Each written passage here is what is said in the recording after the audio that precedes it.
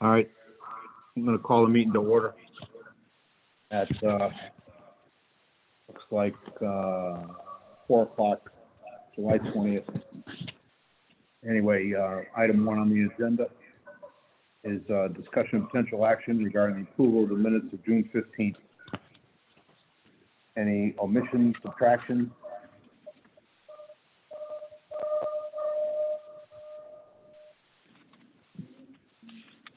Vote to approve the minutes. First. Got a second?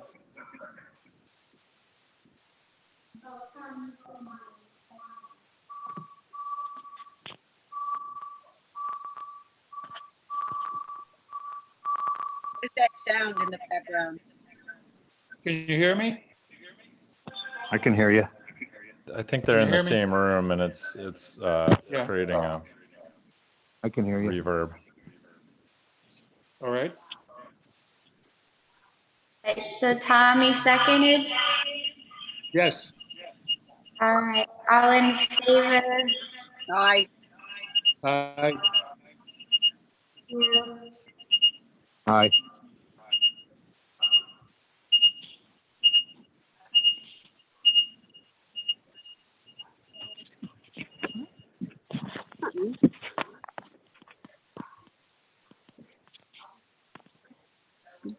All right. Next is the July 6th financial meeting. Any omissions, subtractions of the minutes?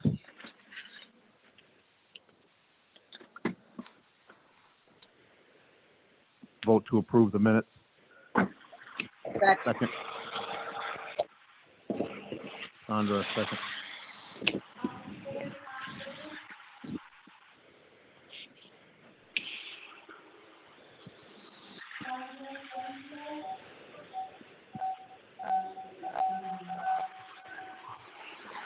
All in favor, Tom Doyle?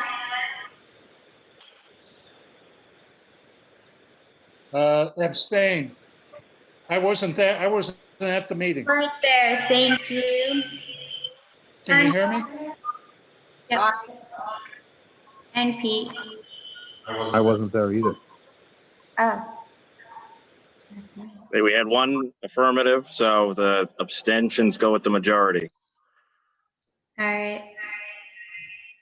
Thank you. Okay, let's get to the sewer district. Let's see, we got discussion intent regarding authority of the sewer district to shut down water supply supplied by water district to the entire town in the event of a wastewater overflow or other wastewater related emergency. Jim, you want to handle that? I hear you're on the phone. Yes, I'm all set. I can handle that. Basically, what the commission asked me to do last month was to take a look at what effect shutting the water system down would have on the overflows. You know, both conditions are not very desirable.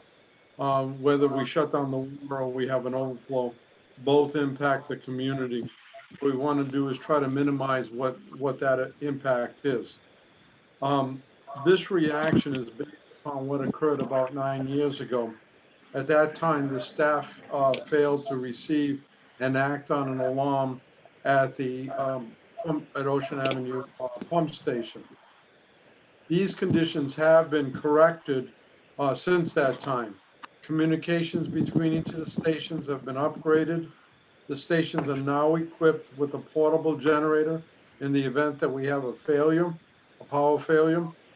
The stations are both equipped with a bypass for either the pump stations, if the pumps fail, or the bypassing of the force main if we have a collapse in the force main. In addition, the collection system is cleaned on an annual basis, which is in the most critical areas where grease can build up and cause overflow conditions. Further, with the resiliency grant that has been, with the commission we're going to be able to get real-time levels. So unlike in the past, where you only get a high level alarm when the station is about to overflow, or you get a low level alarm when the pumps don't shut off. In this particular instance, we'll be able to get real-time data at the pump stations. We'll be able to monitor the level, and the staff can visually see how the flows are increasing at the station during the more critical times, especially when we have a potential failure of one of the pumps or in the collection system. In addition, we'll also have real-time data on the pumps, which is very important in the operations. And finally, all of the stations will now be equipped with a permanent generator.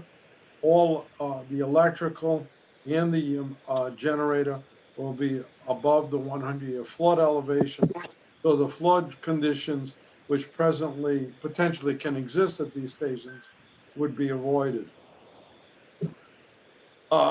If we shut down the water, I took an example of that, and there are two problems with that I see. And one, John has explained it to you in his previous memo to the commission, so I don't want to go over that.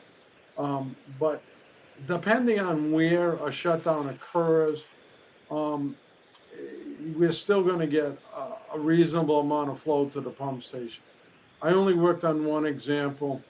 If we had a shutdown at Beach Avenue, for example, on the west side, the west side, the flows from the west side are only 25% are from the municipal system.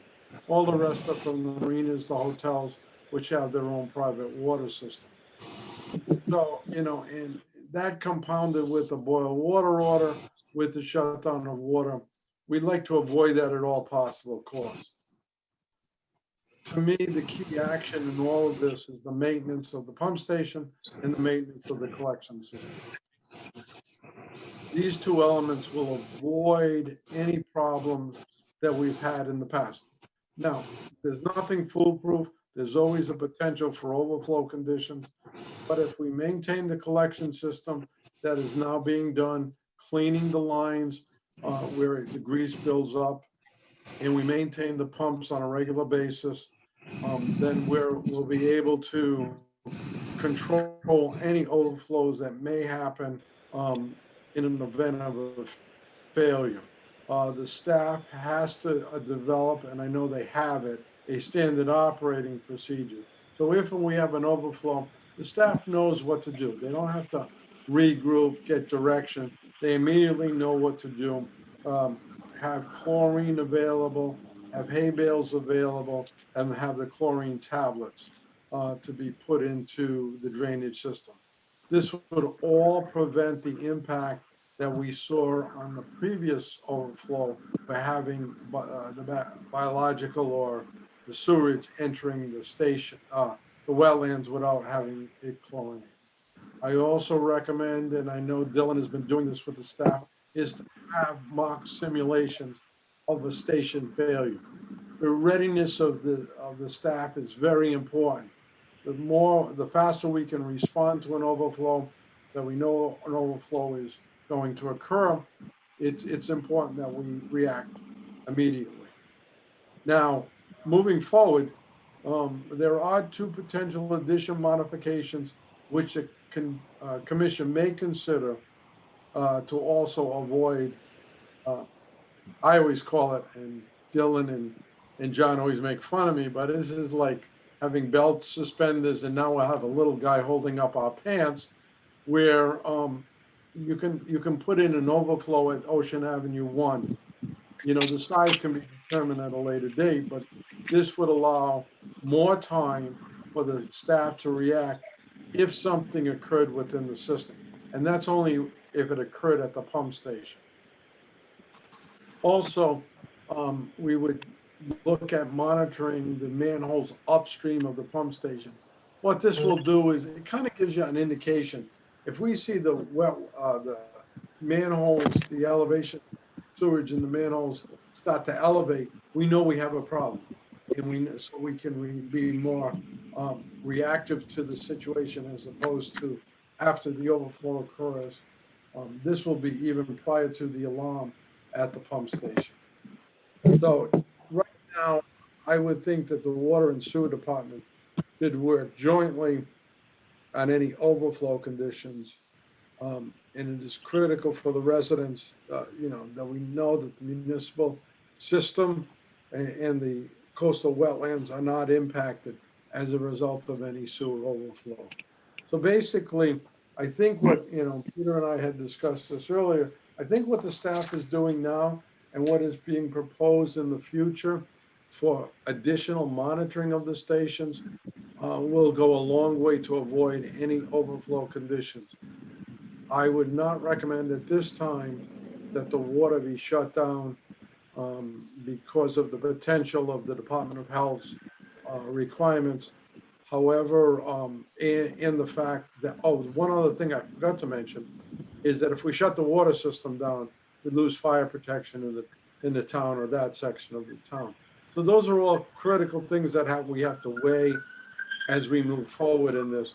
But I think a more staff being prepared and having a standard operating procedure and SOP will go a long way to avoid any overflows that may occur accidentally.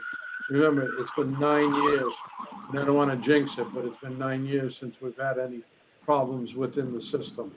So the current staff is doing a great job in maintaining the pumps and making sure the line is clean in those critical areas. But that's all I have.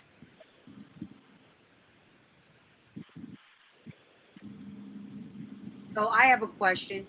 Yes, And Sandy.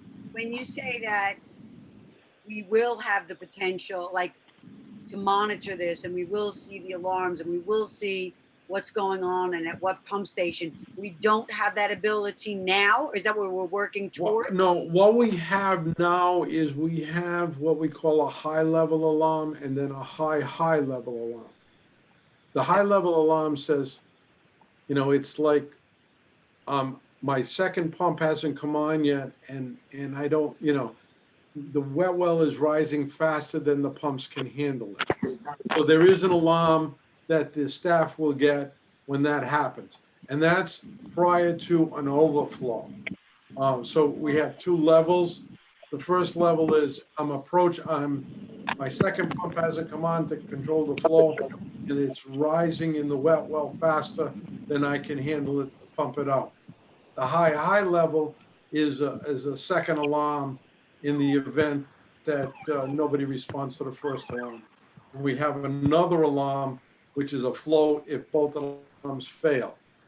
What I'm talking about, Sandra, is in this resiliency grant, we're going to put new level controls in the station, and we're going to upgrade the skaters. So right now we're getting just points of alarms, not continuous monitoring. So we will be able to go onto the computer and look at the well and say, okay, and we could track it. We can do graphs.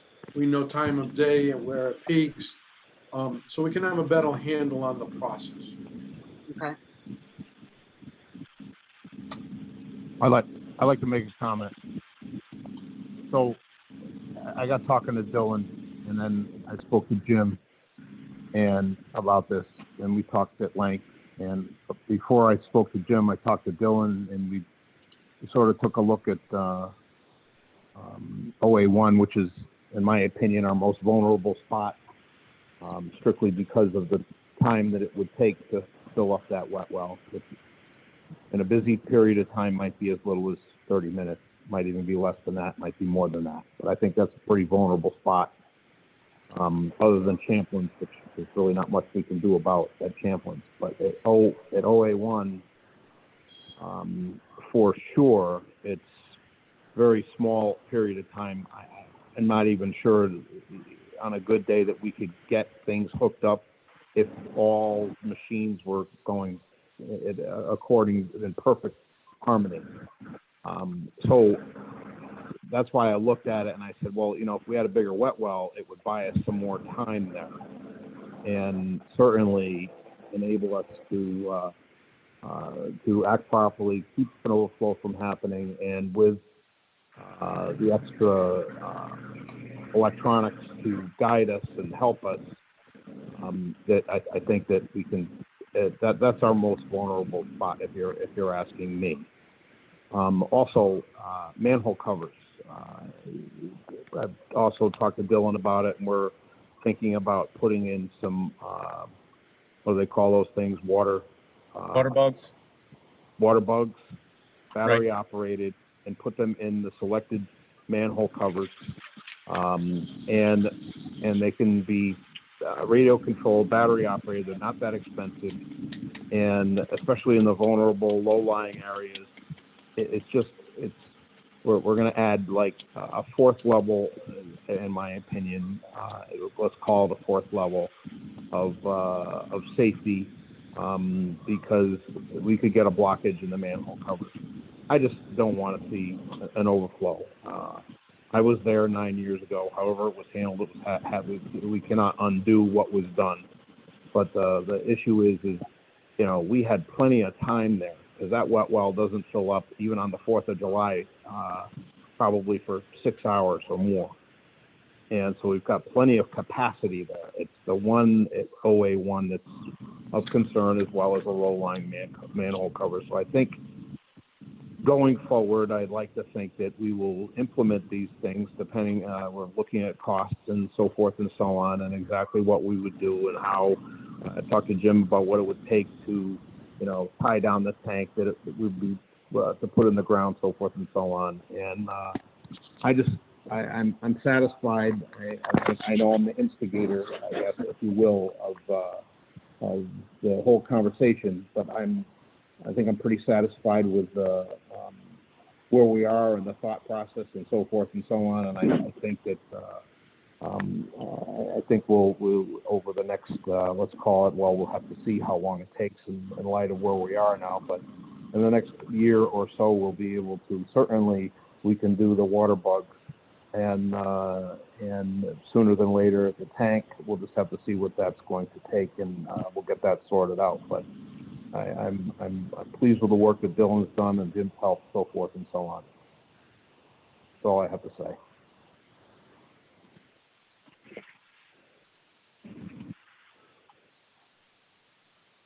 Questions? Any more discussion? All right. Well, there's no vote required, I don't think, here, David, is there? No vote required. Okay. Well, let's talk about item number 3. Discussion, potential action regarding COVID testing. Dylan, I know this is a sweet spot for you, so let's talk about it. Okay. So we have been testing since May 12th for COVID-19 in the wastewater. As of late, there have been some questions about how we conduct that testing because we recently got results back from July 4th into the 5th. It was a composite sample taken at regular intervals, 1 hour. 150 mLs was sent off to a BioBot analytics, and the results came back with roughly 7,500 estimated genetic fragments in per liter of sewage of COVID-19. So really, what does that mean? I informed the town manager. I informed the town council. I've been keeping Pete informed as well as we move forward. A little history. Again, in April, Pete and I had discussed testing the wastewater for COVID. I had come across an article in ABC News, and where BioBot in Massachusetts was conducting testing of COVID-19 using wastewater treatment facilities to better map the outbreak. They had originally, their original mission and purpose was to help communities better respond to and map the opioid crisis. So they're utilizing wastewater epidemiology to essentially track certain contaminants, pollutants, pharmaceuticals, viruses within the wastewater. So after April, I did some research after I read that article, and I found BioBot. I looked into them a bit. BioBot Analytics was started by an MIT architect and an MIT biologist. They work in conjunction with Harvard University and Brigham's Hospital. They So I felt they were very credible. They're utilizing CDC protocol in their testing. It is essentially a PCR method. It's the same method that when we use or get our nasal swabs, and they're sent out to be tested. It's the same method to test those. So essentially, it's a DNA amplification. RNA is basically synthesized into DNA, and then it's amplified, and certain fluorescent markers are put into the sample that attach themselves to the strands to identify the concentration within. So in my mind, and for my purposes and intentions, it was to be utilized as canary in a coal mine. It was to be used as a possible indicator of databases. It was to be used as a possible trend analysis to raise public awareness and to aid in municipal decision making regarding COVID-19.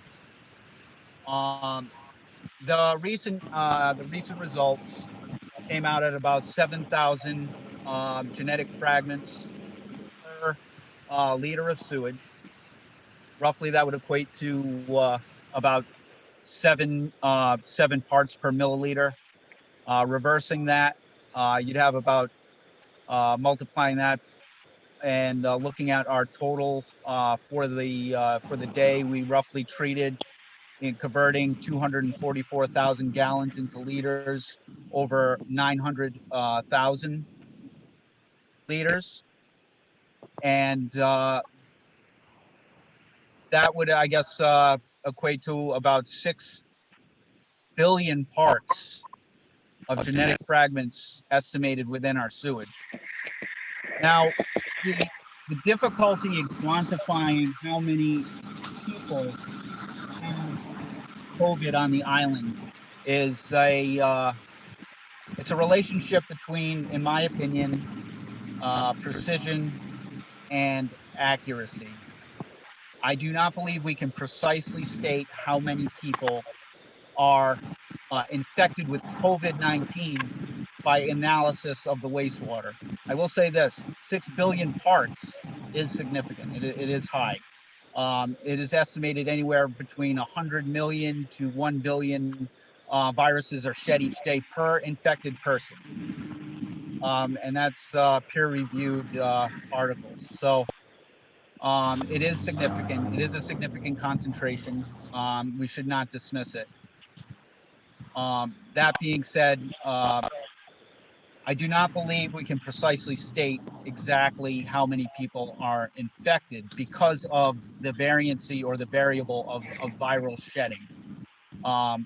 The virus is shed actually longer through feces than it is through nasal swabs, mucus, spit, or phlegm. And it's actually been estimated that COVID-19 can be found in stool a month after testing negative, according to peer-reviewed articles. So again, I cannot precisely state how many people are infected, but I can accurately say that there were cases on Block Island 4th of July. And what I was disappointed in when I saw and heard the meeting the other night was the fact that there was no emphasis on wear your mask, no emphasis on continuing to wash your hands, and no emphasis on continuing to maintain social distancing. And it bothered me a bit that showed a lack of credibility. to our testing. And I want to make it very clear that these are credible methods, and some of the brightest minds in the country analyzing these results, and they are leveraged over 1,000 samples, thousands of samples per day. So I just wanted to make that statement about that.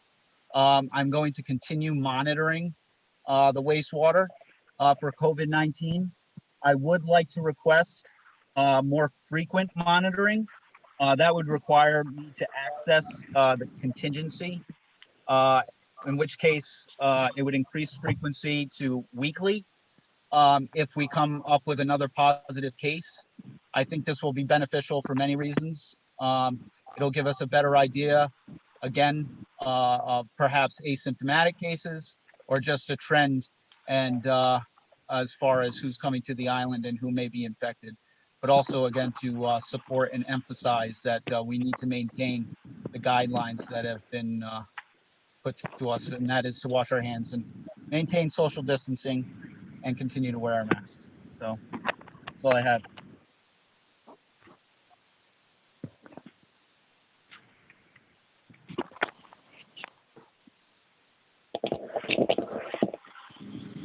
So I would like to, if it's required, how much is that gonna cost us, Dylan? The test costs $1,200 a piece. I did get a discount by purchasing 6 months worth on bi-weekly basis. I'm only looking at an increase of maybe 2 to 4 tests to fill in the gaps for week to week. So roughly $5,000 to $6,000. And how's that affect us? We got the money to do that? I'm not going to speak for finance, but the special contingency was utilized for last year in regard to setting aside the money because it may be reimbursed considering special circumstances for the COVID emergency. Well, so I guess what I'm saying is, I don't know. All I'll say is it seems to be a valid, that we should continue on. As you know, that's how I feel. We've talked about it at length. I don't know how the rest of the commission feels, whether or not we should or should not continue to test. In my opinion, we should. I think that the article that was written to the town manager I don't quite understand how it was written the way it was written without consulting Dylan and or any of the people that he's in contact with, but so be it. These things happen. But I would say that we ought to continue doing it, and I would like to make a motion that Dylan spends up to $6,000 to continue testing and at the intervals he would like to. Second. All in favor? Sandra? Aye. Pete? Yes. Kathy? Yes. And Tom? Thank you. All right, Dylan, that's a step in the right direction, I think. All right. Thank you. Talk about discussion of potential action regarding sewer financials and aging. Mona? Yep, I'm here. Okay. Let me know if you are having trouble hearing me. I'm outside. So what we have here is our 6/30 financials. As you can see by the large note at the bottom, we have several closing entries left to do. There's still bills that are coming in for June, so these are definitely by no means to be considered the bottom line. But they're going to give you a good idea, especially where we stand with revenue. So for the month of June, we were down 25, almost 26% compared to last year, same time. On an annual basis, overall, we were down 10% in billable gallons compared to fiscal year 2019. Moving forward to the statement of activity where we're listing the expenses. We have a lot of our final numbers. Again, some of these will change slightly. I don't expect any huge changes. I just wanted to point a couple of things out. We've got that. So we'll just start down with the expenses here. So there's several under expense lines that make up for some of the over expended lines down near the bottom. I think the superintendent saw that we were going to have some, some underspending in these lines, so he felt comfortable going over a little bit on, say, like supplies. So let me just see here what we need to point out. The trash disposal, we've got that where we was overspent by about $2,300. That's offset totally by the revenue that was brought in from scrap metal. You see that revenue line up at the top under other revenue. So that's not a concern. The other lines there's a couple that are overspent just very slightly. And then the capital equipment line, that $91,461, that was expected. That was because the garage door project that was budgeted for in fiscal year 19 didn't end up happening until fiscal year 20, so it just kind of carried over. Nothing to be too concerned about. Any other questions looking at these financials? I don't have a question on these financials, but can you tell me whatever happened to the line item from last year's pump out that was significantly lower than the previous year, even though we had a... So that's boat pump out. That's up in the revenue line right above interest. It's 4013. Yeah, but did we So fix... our budgeted, go ahead. Our budgeted amount's 10,000. Okay. And our year-to-date actual was over that. So that's good. But I still need to get the pump out figures for May, which should be pretty much nothing. But then we will have a little bit for June, but I don't expect anything huge. Yeah, no, I'm sure. Yeah. Anything else?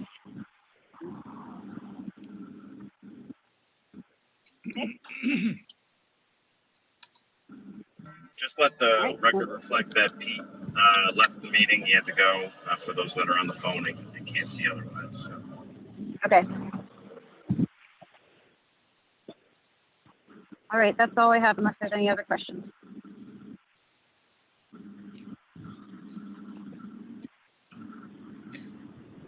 I don't have any. Yes.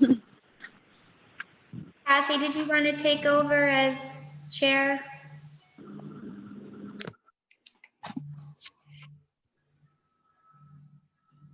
What's that? You want me to take over as chair? Yeah, you're in charge. Great. Not really. I don't have it in front. I'm actually on the road, so can someone else do it? Kathy, I don't think I can. Maybe Tom can. yeah, sure. So we're on to number 5, Tom. Great. Somebody let me get my agenda here.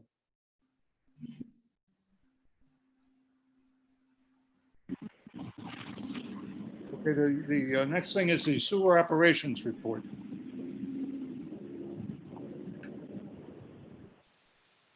Dylan, you want to take that? I do with an unmuting. I was muted. I apologize. All right. So let's see here. For operations, again, all our reduction levels and lab analysis were well within permit. We were down a significant portion, but doing a lot better than we had expected. John had provided the math, and we saw a 26% decrease from billing in June 2019. So really not as bad as we thought. And so far through this month, I've seen an increase as well in total flow coming in. So I was happy to see that. So everything there has been good. As far as facility and collection system, pretty much par for the course. We did begin running our number 1 generator online as primary power. Fuel measurements are recorded daily to monitor consumption. All high levels alarms were checked at all pump stations. We put all larger pumps online and lead pumps at Old Harbor Pump Station to prepare for higher flows in July. Jamie Cassidy completed online math training, earning 4 credit hours, and all WPCF staff had continued cybersecurity training, which seems to be a monthly occurrence now, which is a good thing. And we already went over COVID, and total gallons treated were 15% greater than the total gallons billed. So that's inflow and infiltration. That's really all I have.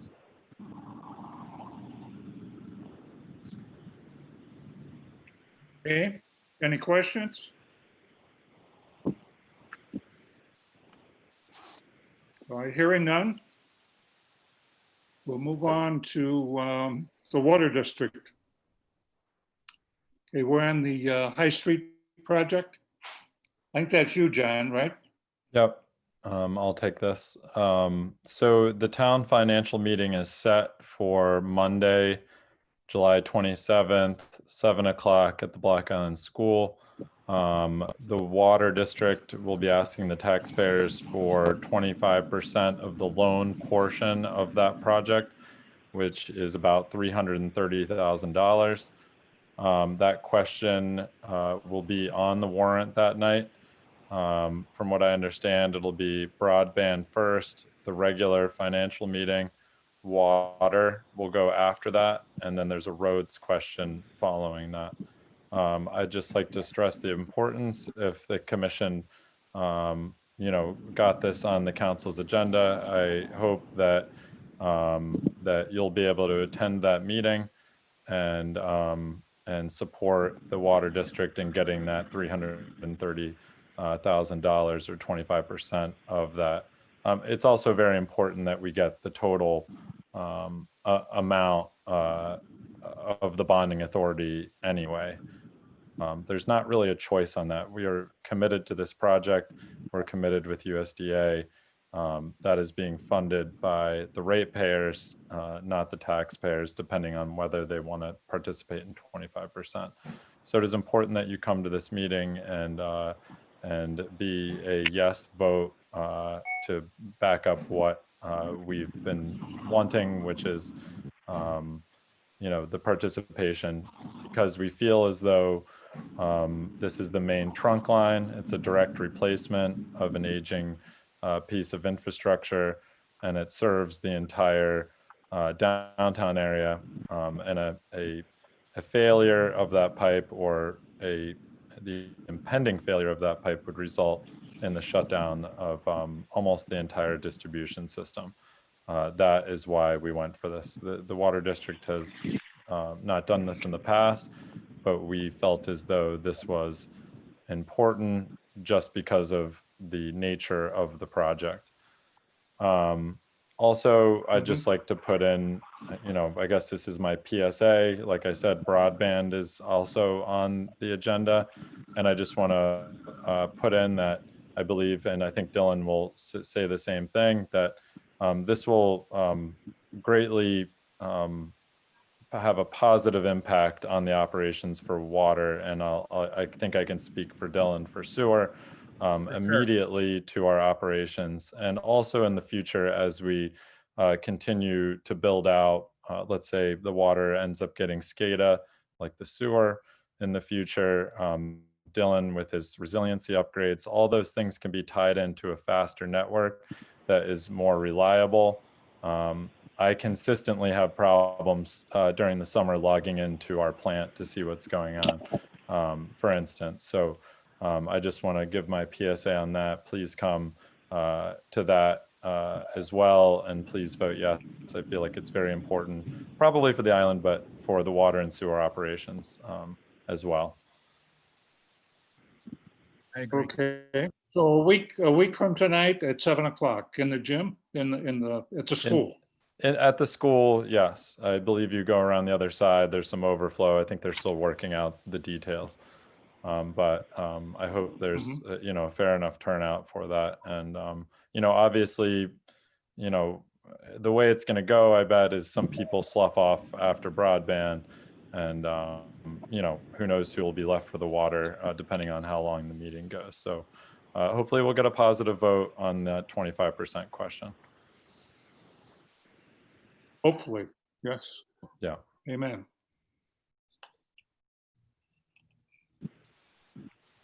Okay. Any questions? John, you may just have to bar yourself at the door. I may just have to what? Like stay at the door with your arms out and ask people not to leave. Yeah, well, we'll see. I mean, I've been through a few meetings where there's a big, item, and then people kind of stream out, after the big item. So we'll see what happens. Yeah. Yes. Okay, any questions? Okay, hearing none, we move on to financials and aging. All right. So same I guess that's situation as Mona? over. Yep. Same situation with over in the sewer. We still have some bills forthcoming. We have some big closing entries to be done. So you're going to see this balance sheet change quite a bit. Looking for June, the month itself was down almost 19% as far as billed gallons compared to the prior June. And for the entire year, down 9.79% compared to fiscal year 2019. So both sewer and water are down, about 10%. That's honestly, I thought it would be a bit worse. So I think that's pretty good. Moving on to the next page, page 2, statement of activity. We lucked out with a lot of penalty fees this year, and people chose to just pay the penalties instead of purchasing more allocation. So you're going to see that number as quite bigger than what we budgeted for. Moving down to the expenses, with a lot of, slightly underspent lines. I think when COVID came around, John really, tightened the reins, and he postponed some of the projects that he had for the last part of the year, and he postponed the extra training, and that really helped to, leave us in a better financial position at year end. Let's see if there's anything else here. We've got the backflow testing, and you can see that line's underspent by, just under $5,000, and that's directly related. It's in line up in the revenue side, the backflow testing, $5,920. So those just kind of work with each other, cancel each other out. Okay. And yeah, any other questions?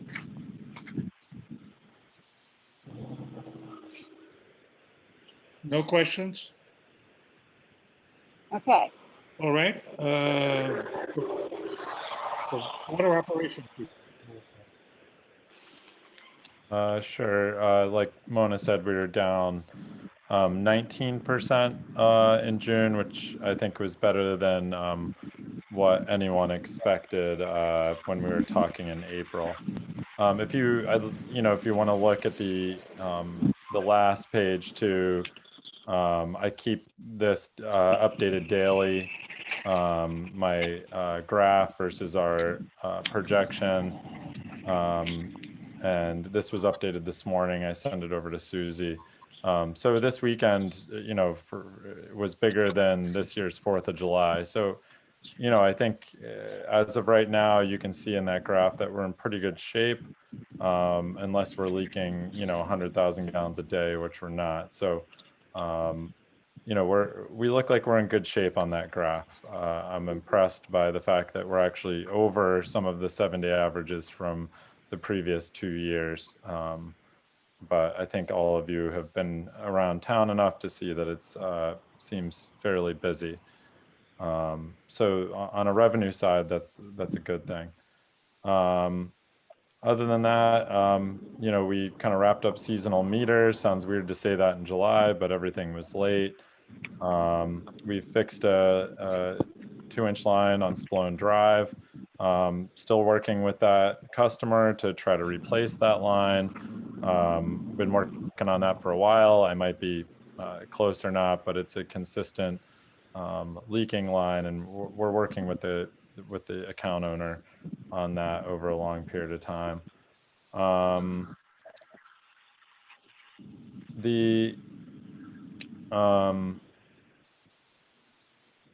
The other thing I'd like to talk about is that we received a call from the town beach, which is their own private. I mean, it's public, but they're a private water supplier. They have their own well, and as you may or might not know, that the water company operates that as a favor to the town. We've done it for years. It becomes a lot of work, especially with the revised total coliform rule, which is a couple of years ago, went into place. We switched that over to the emergency standby, and I've been working with Amy Land and Sam Bird, the facilities manager, to possibly switch that over permanently to Black Island Water Company water. The system, more than half the time over the last 14 years, has had to go on to Black Island Water Company water, and it almost financially makes sense for them just to come over to us and get rid of the headache that is a public water supply, as we've seen with a few other of our public water supplies switching over to us to, for one reason or another, well problems. So we're working on that. They're still on our water currently, and I'm working with the town to maybe switch that over and just get rid of the headache. So we might see that come through. It would be a town council decision on that end. So we'll see what happens, and I think it makes sense for the town to give it up at this point. Other than that, I already spoke about the High Street Payne Road project, and one other thing just to note, we're busy doing lead and copper testing. That happens every 3 years, takes a lot of our time in the summer. And also we received our 7-year asbestos compliance testing back, and there was no detection of asbestos. That's taken at the medical center. Just to note, that's a 7-year test, so it's nice to make note that there is no asbestos that we are detecting on that asbestos concrete water main. Any questions?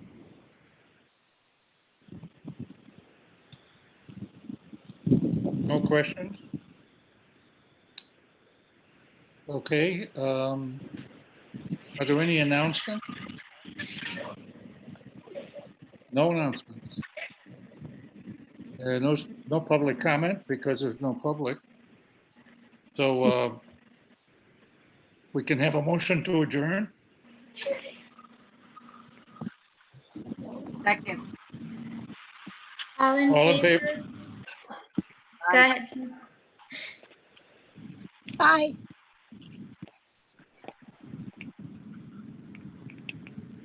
All right, motion carries.